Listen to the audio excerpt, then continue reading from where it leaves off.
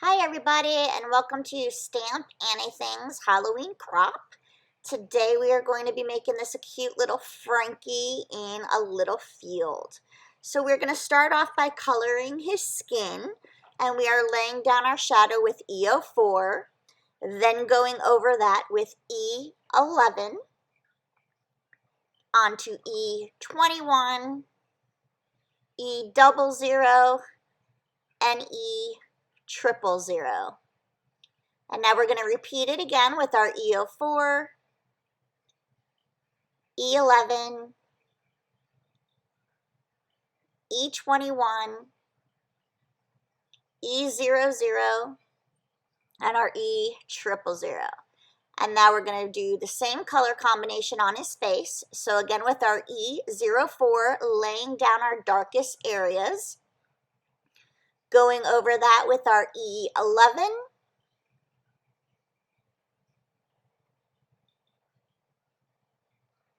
and starting in getting the curve of the eyes.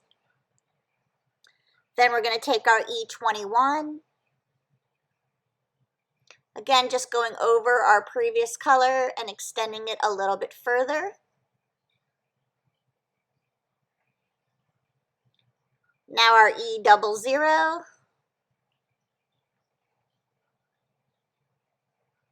just keep continuing to blend and feather out further and further.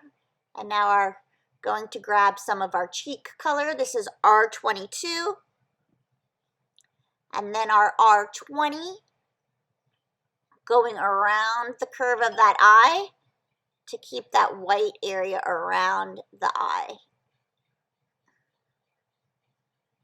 And now our 𝐒000, blending it all together. And now we're going to do our second coat, or our second layer, same exact color combinations. This is just going to make the blend more smooth because now the inks are reacting to your paper and saturating it. So putting down 2 layers just gets you a better smooth blend. Please keep in mind I am not coloring this fast. This is sped up for the video because we are on a time limit.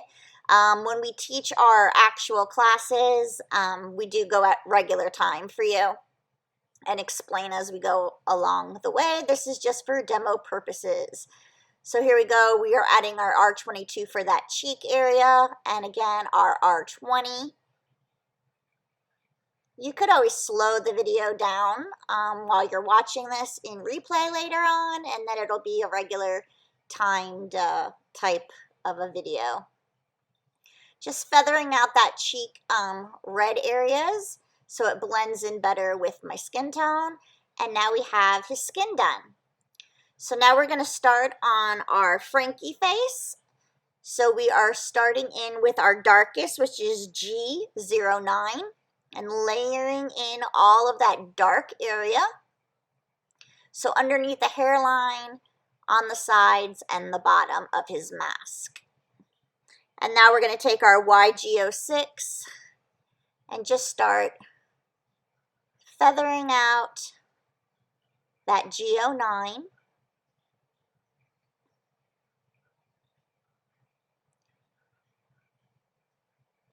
And now our G03.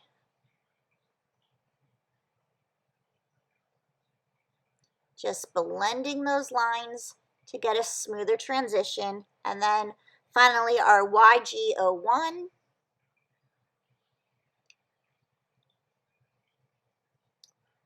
And we're going to do this again with a second layer, again, just so that it saturates the paper and the blend is more smooth. Now you can see I'm adding in more of the darker on those outside areas, since now I can see where my color is laying and falling after that first layer.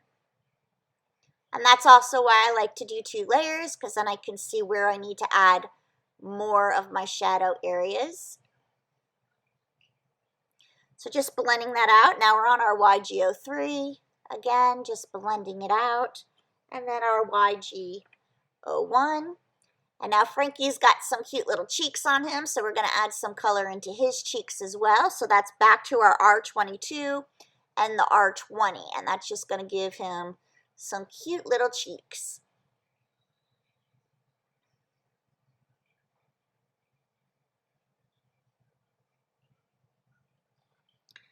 And now we're going to start on our pumpkin bag. So I'm going to first layer in around his the facial features in Y35 just to keep that yellowy area highlight out later when I start adding in these darker colors of the oranges. So this is YR09. And I am just laying down where the folds are in the bag. Then I'm going to go in with my YR04. And I'm literally going on top of the color I just layered, and I'm just extending it further so that the two colors start to blend together. I'm going up around the side of the bag. And now my YR02.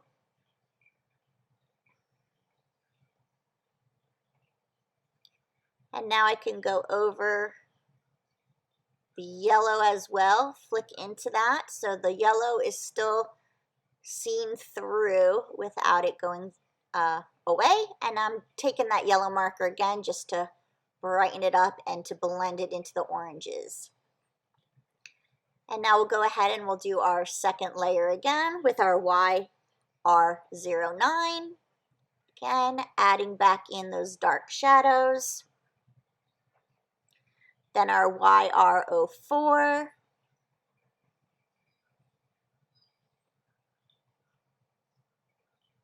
Just continue to blend. And then our YR02.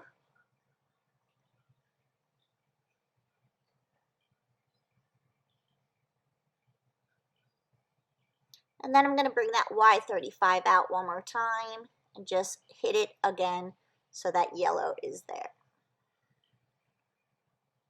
And there's a little pumpkin bag. Okay, so now we're going to start on, oh, let's just clear up. I had a little bit of a bleed through right there, so I'm just taking my colorless blender pen and I'm just pushing that color back into the coloring.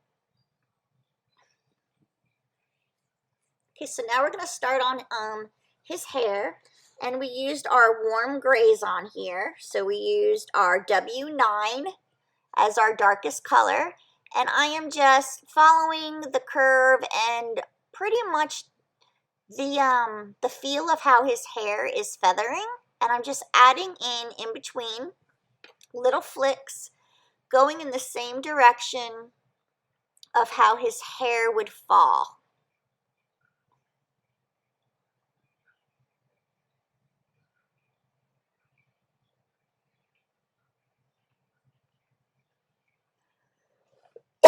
Excuse me.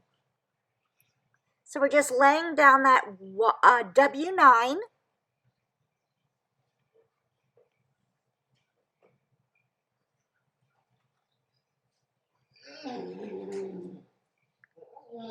And now we're going to go over it with our W6. And you're basically just going over the lines that you just created, extending it a little bit further towards the center, softening up that W9 with your W6 color.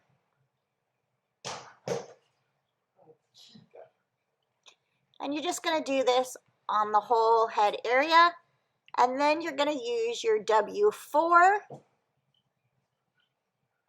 as your final color and pretty much just fill in all the areas, smooth out the blend, soften up those other colors. And actually, you're going to be saturating your paper with that W4. So now you can go back in with that second layer and repeat the process for that smoother blend.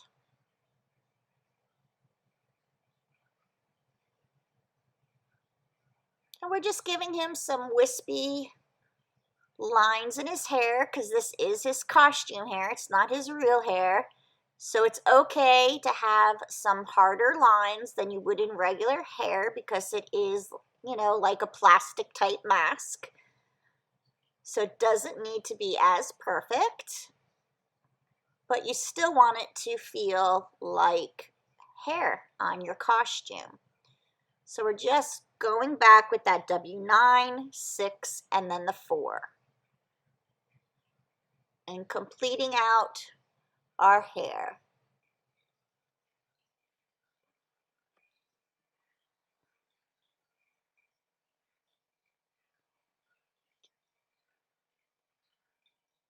And now we're going to start in on his little undershirt.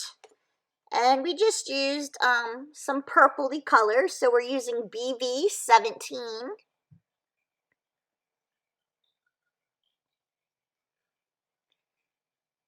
And then I put down BV11, and then I went to BV04, which is a no-no. I actually did it backwards, so because your BV04 is actually darker than your BV11, so you want to switch those up. You want to do BV17, BV04, and then your BV11 to get that dark to light purple undershirt.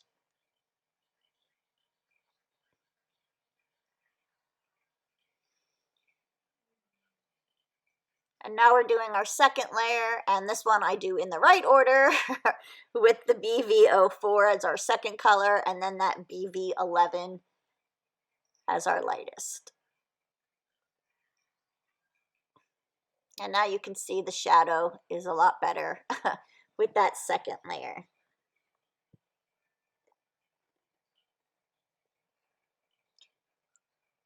Now we're going to move on to his jacket. So we're going to lay down some E57. And I'm just adding in a few little extra details of where the folds would lay on his sleeves and on the waist part of his coat.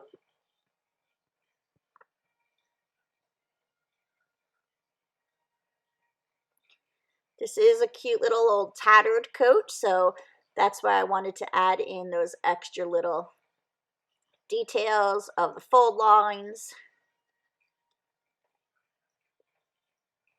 And now I'm going to go in with E35.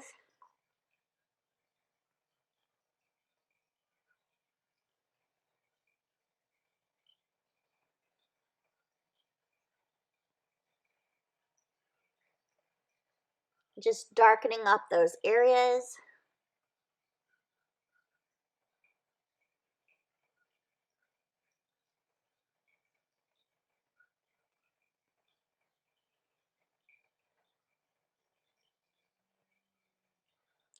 Now we have some E15.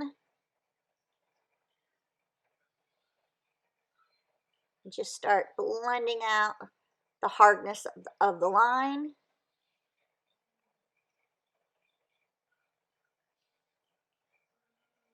And again, this is just your first layer, so it is not going to be as smooth, and that is normal.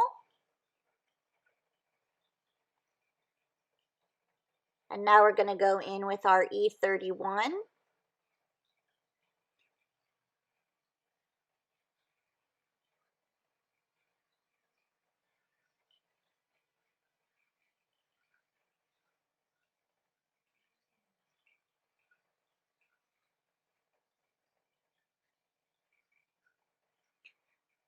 And you'll see from the first layer to the second layer, the blend will just get that much smoother. And again, don't forget, we want it to look like a tattered coat. So we want where it's light to be lighter than where it's dark, just like as if it was worn out, you know, and you have lighter areas on a worn out jacket over time. So that's why we wanted to do it as drastically as we did with the dark to the light as well. So we are just going to repeat our steps with our darkest color again, because now the whole part of his jacket is going to be saturated with your ink, so it's going to accept that blend much better. So that was our E57. Now our E35.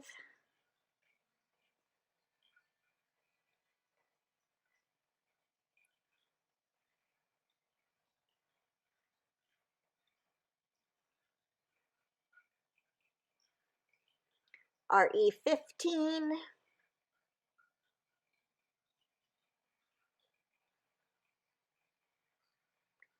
and now our E31. And just smoothing it out all together.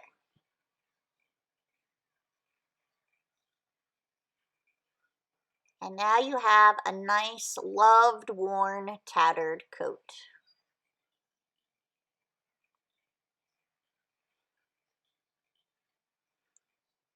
We're just going to do the collar lapels really quick. With the same color tones. I think I only used 2 here. I'm sorry, I forgot to write down what I did here, but I believe I just used the E15 and the E31. And then on my second layer, I went back to E35, E15, and E31, just to get that darker area in the bottoms.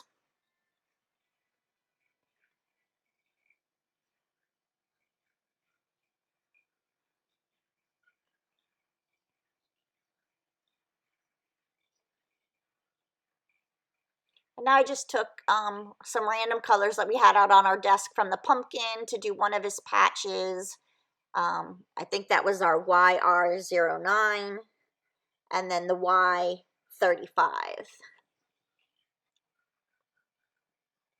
So now we're going to go ahead and we're going to do his little blue jeans. And we are starting with B97. Again, layering in folds on the jeans and shadow places underneath where the jacket is overhanging.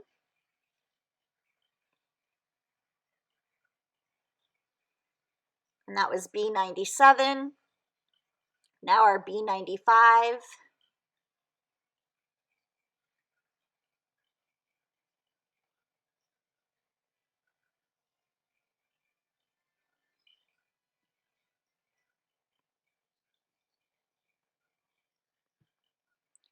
Then we'll use the B93.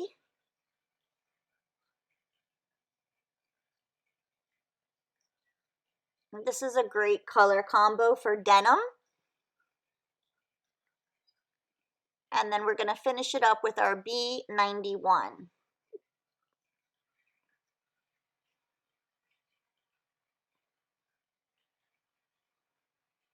You can even start with your B99 if you wanted to add one more color to make denim. But I think that this 4 combo is plenty enough. So again, here we back are with our B97. Putting in our little folds and our shadows.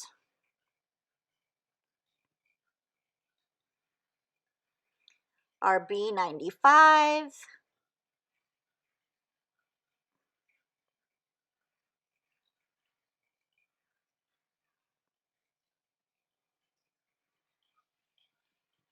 Back to our B93. And finally our B91.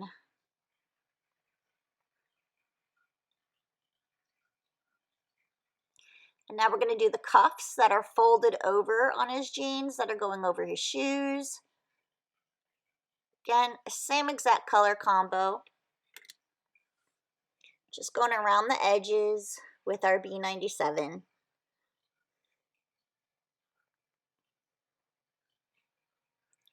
B95.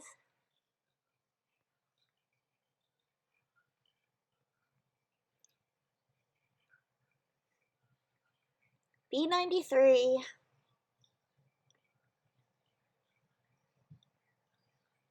And our B91.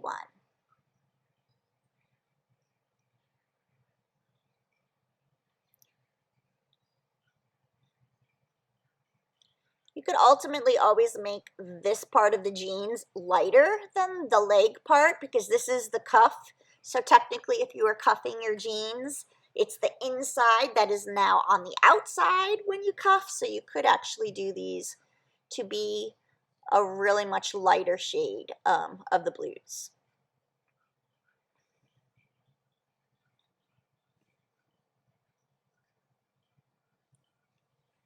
I'm just going to quickly do his shoes. I have my W9. I'm just doing the sole of his shoe. a little bit on the sides, then my W6, and then finishing it up with the W4, putting a little shine in those shoes. For his hair, we're starting out with our E59, E33, and then Y28. So he's a little golden blonde boy. So again, E59, E33, and Y28.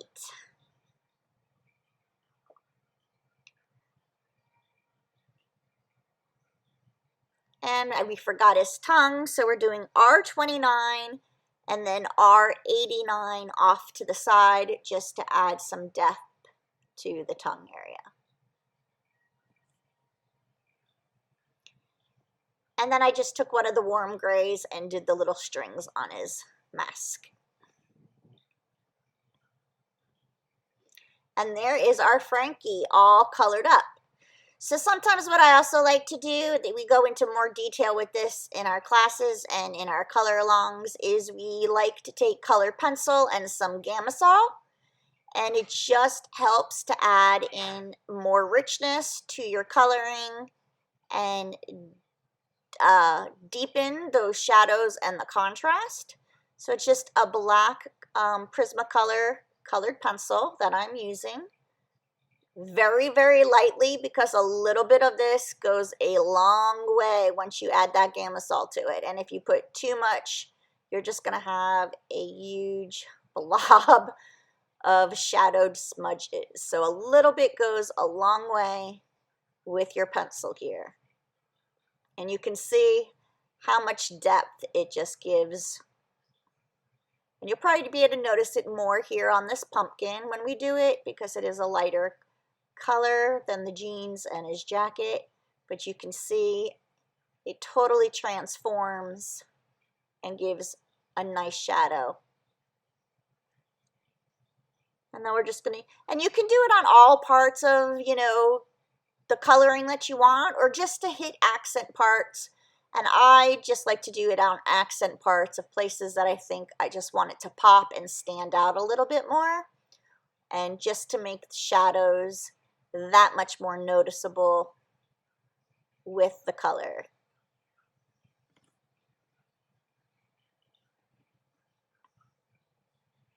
And now we're done.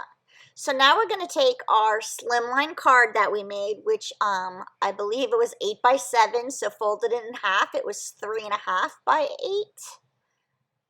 And then I made a little mat to go on top of it. I cut out a piece of chipboard that is the full size of my card, and then this white mat to go on top.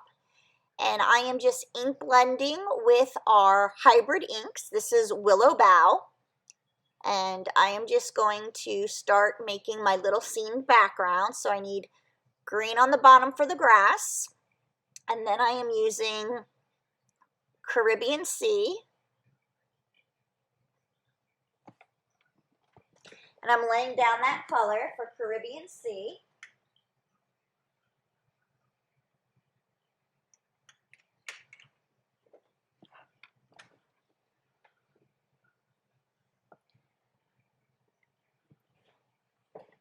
And then we're taking Celestial. This is just a darker, deeper blue.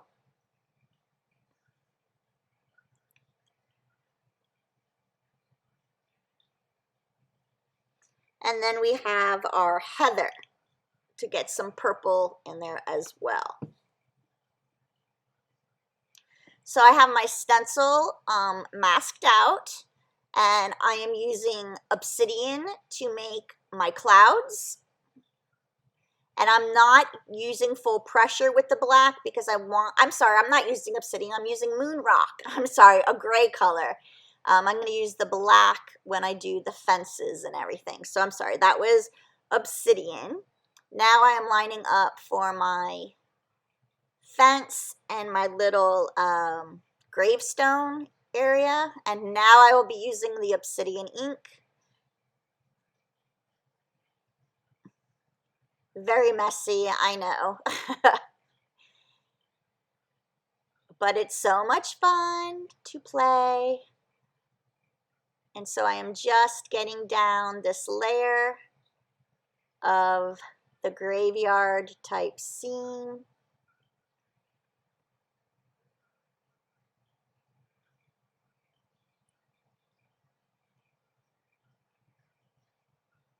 And then I am going to just move the fence around, and I'm going to do it with a little bit more of a dry brush, so it's a lighter area than the first layer, which we're going to go back and you'll see that it'll stand out more. So I'm just putting this fence down in different areas using a lighter pressure and a not fully loaded brush, just to get it the way I need it to be.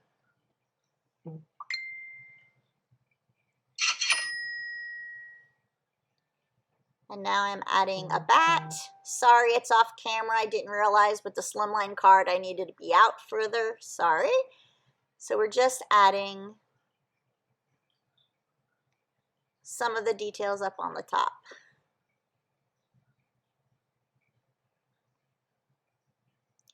Trying to figure out where I want my Frankie to be. There's still a little area here that could use more fence, so we're just adding that in as well. And now you can see my cross got double layers of the ink, so I'm going to put it back on top. And now I'm going to apply full brushed with black ink to make it solid, so it's really predominant layer as opposed with the fences in the back.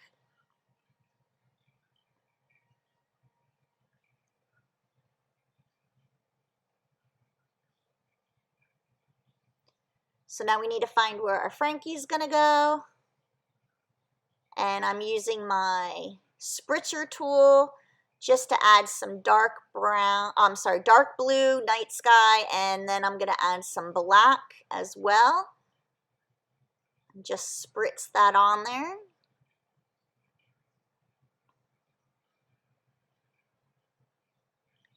And now we're going to take our Frankie, what we put our pop dots on, and we're going to adhere him to the front of the card.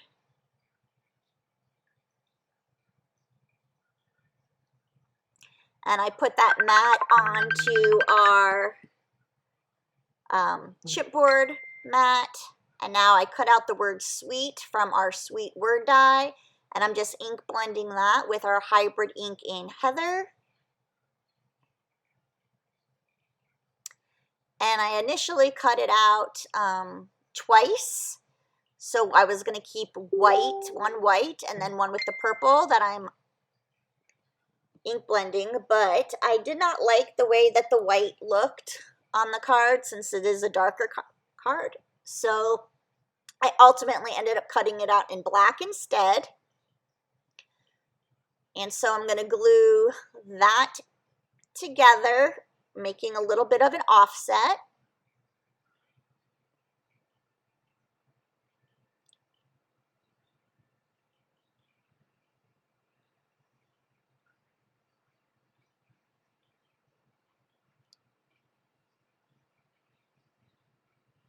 And then I'm going to take my gel pen, which was not working, so I had to switch to another gel pen. There we go. And we're just going to polka dot to give it some nice little interest. And so you can also differentiate it on the card.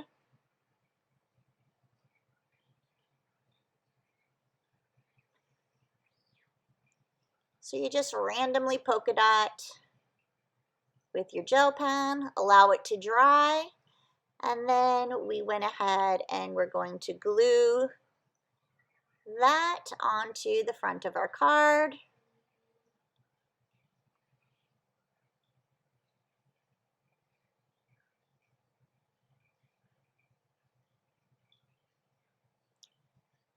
And then the final thing I wanted to do is up in the corner, I wanted to add a moon.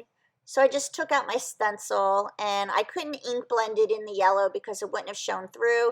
So I just took a Copic marker and I colored in the moon using the stencil instead. So it is a little opaque, which is fine and how I liked it.